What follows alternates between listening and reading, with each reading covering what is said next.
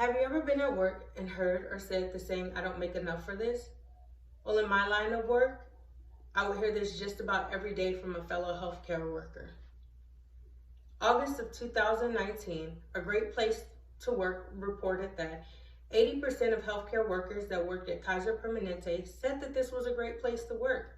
This compares to the 59% of other healthcare jobs in the US. This well-paying healthcare job has a top rating of 90% customer satisfaction. At the end of my speech, you will agree that there's a need to increase wages for all healthcare workers.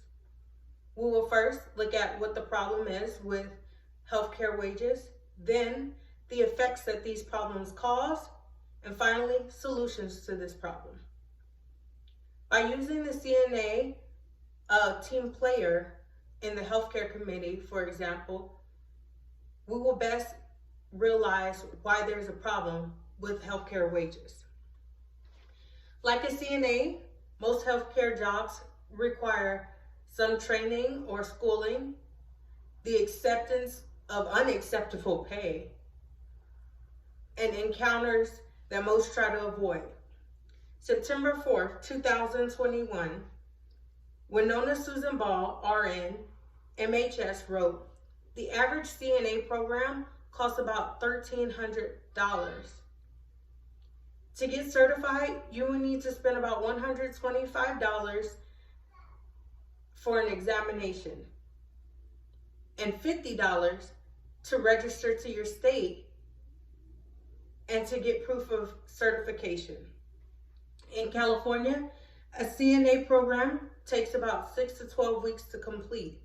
And in California, on average, after completing a certified program, the average CNA will only make $30,000, which is $35,000 less than the average paying job.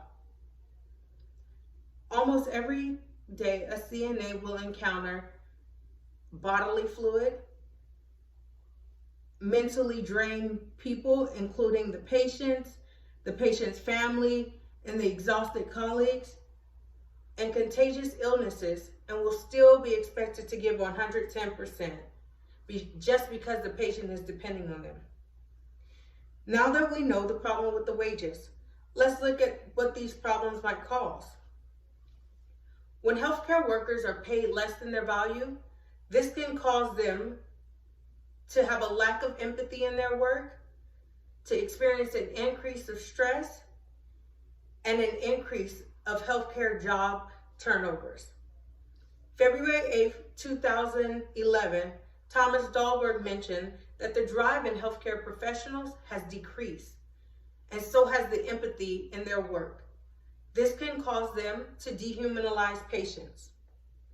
The MHA conducted a survey for healthcare workers between June and September of 2020, and then they concluded 3% of healthcare workers were experiencing stress, 68% reported experiencing anxiety, 77% reported frustration, 76% reported exhaustion and burnout, and 75% said that they were too overwhelmed.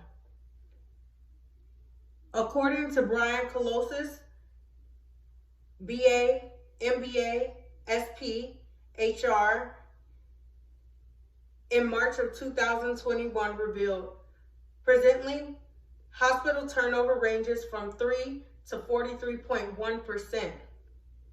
Now let's talk about solutions to these effects that are caused by low healthcare wages.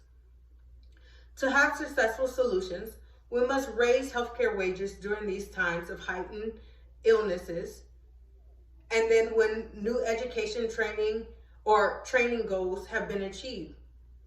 May 28, 2020, Molly Kinder added, "Short-term fixes such as hazard pay are urgently needed, but policymakers and employers should also make lasting changes so that these essential workers finally earn a permanent living wage." Healthcare jobs claim that they encourage furthering your education and growth inside of the